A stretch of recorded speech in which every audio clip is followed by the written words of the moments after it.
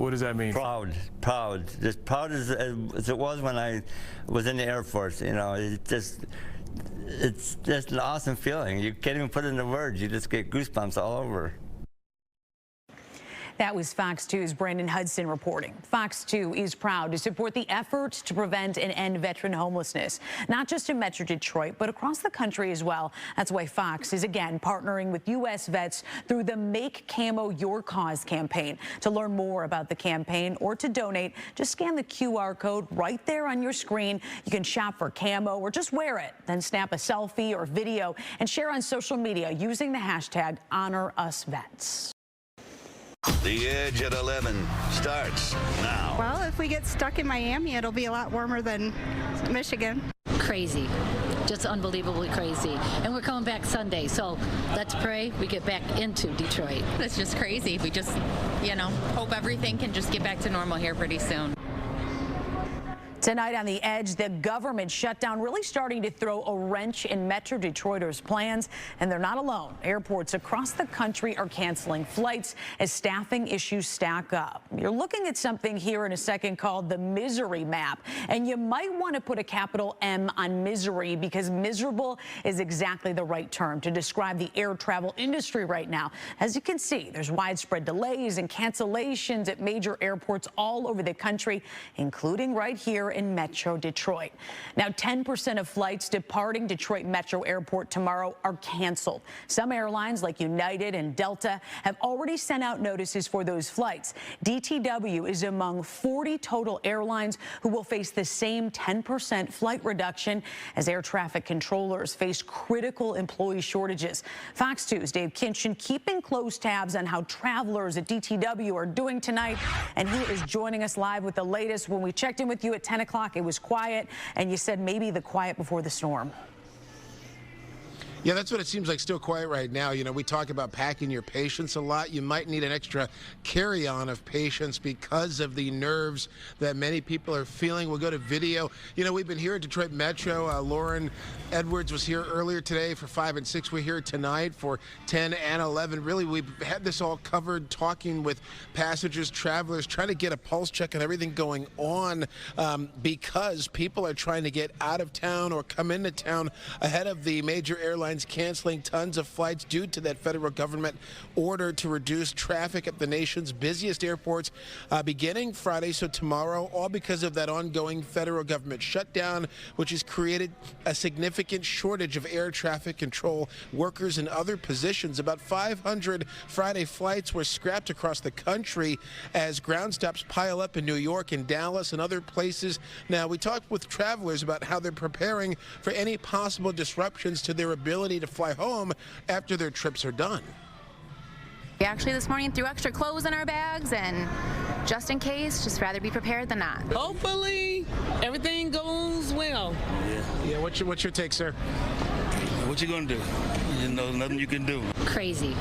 Just unbelievably crazy. And we're coming back Sunday, so let's pray we get back into Detroit. Where are you flying back from? Like, what airport? LaGuardia. So they got a ground stop there now. Do you worry about that down the road? We have positive attitude. We're going to New York.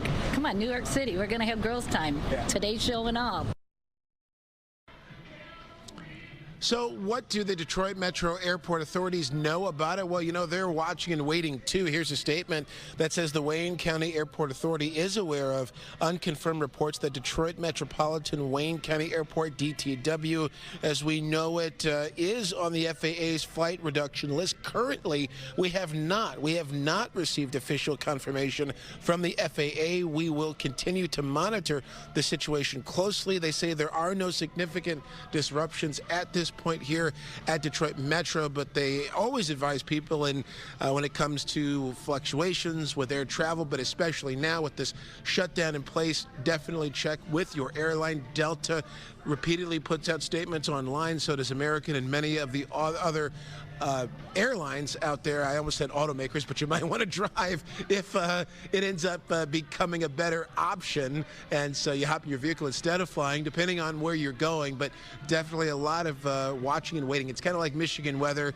You have to watch it all the time. So we'll do that work for you. Reporting live at Detroit Metro, Dave Kinchin on The Edge. Yeah, planes, trains, and automobiles. We hope that's now how it unfolds the next couple of days. But Dave, what are the airlines doing? I mean, can you recoup your money? What do you do in that case if it is canceled? Well, you know, that's another thing, and that's really, it depends on the airline in many cases. So, and you can talk to your travel agent about that. You can talk with your airline about that.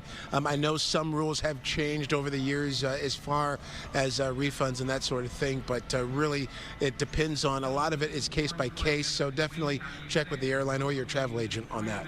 All right, Dave, we'll be keeping a close eye on things. Thank you. Yep.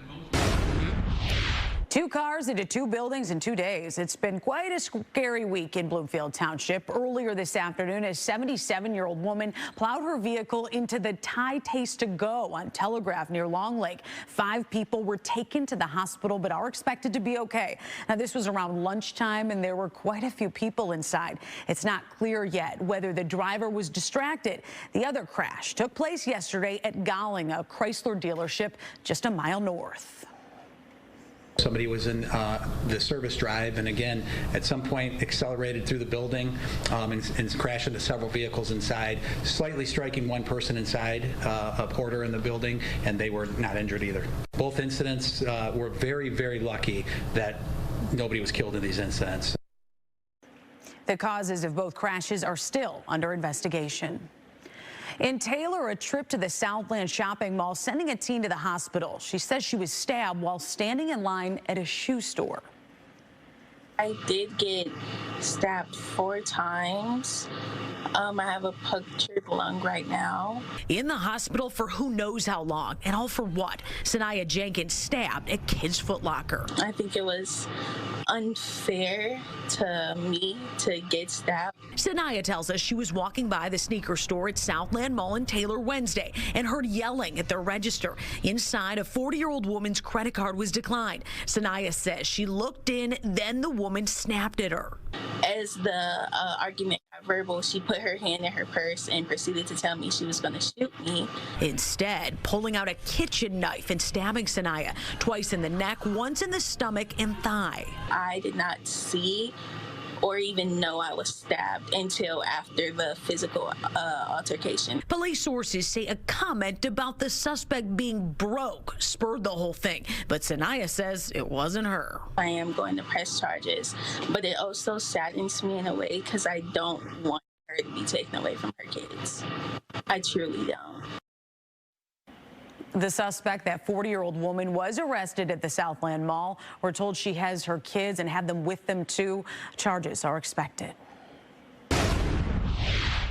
The feds arresting another suspect in connection to that alleged Halloween terror plot. FBI Director Kash Patel says the man from Washington provided material support inspired by ISIS. Patel says it's the 6th suspect they've taken into custody so far.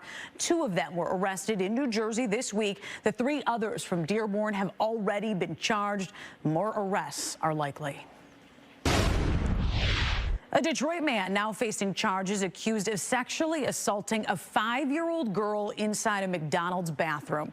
Prosecutors say Joshua Brown followed the girl into the women's restroom at the McDonald's on Michigan Avenue west of Livernois last week. Then he allegedly touched her inappropriately and ran away. Police arrested him on Tuesday. He is expected to be back in court tomorrow. She said something and apologize to somebody for being her over an hour. That's what you can have. Yeah, within 20 minutes. A heated McDonald's customer hurling hot coffee at a manager, and it was all caught on camera up north in the Saginaw area. The customer was apparently upset for waiting more than an hour, so she tossed the scalding coffee on the worker's back. Buena Vista police say they identified the suspect after receiving more than 100 tips from the community. This time of year, winter road maintenance is our top priority. We monitor the weather very carefully. Oakland County road crews ready for whatever Mother Nature has in store. There's no snow on the ground just yet, but it's on our radar for the weekend. Rich, there's a chill in the air, and I'm chilled seeing those plows. Don't even say that word, Jess. What's the matter with you? I know. We do have some wintry weather coming for Saturday night and Sunday morning. Now, this is our system for tomorrow, and that will likely bring some rain showers to the area between 8 a.m. and noon. You can see these showers quickly approaching Chicago and Milwaukee. It's quiet right now for us. The clouds are thickening from the west. 54 and 32, your official high and low today, so pretty close to where we should be. Look at the records. That sunset, boy, it's getting earlier, 5:20. A lot of us right now in the mid-range of the 40s. There's that breeze, pretty light from the south. Now, tomorrow, once the showers are done, we have a chance at getting up to 60 degrees with that breeze. It's 54 in Chicago right now, 56 Cedar Rapids. The cool air is all off to our east. So here comes our fast-moving system. I'll stop the animation. Tomorrow morning, you can see those showers right on top of us. And then Saturday is a cooler day, mostly dry. Here comes our system for Saturday night and Sunday morning. Likely a mix of some rain and some wet snow. Could be 1 to 2 inches in spots. But most of that's going to be on the grassy surfaces. For the rest of tonight, it's quiet down to 43. Tomorrow, back to 58. Morning showers likely. And right there is the 7-day forecast. It's much colder Sunday, Monday, and Veterans Day Tuesday of next week. How about a full check at 4 a.m.? Jess, back to you. All right, Rich, a news alert tonight out of Farmington Hills.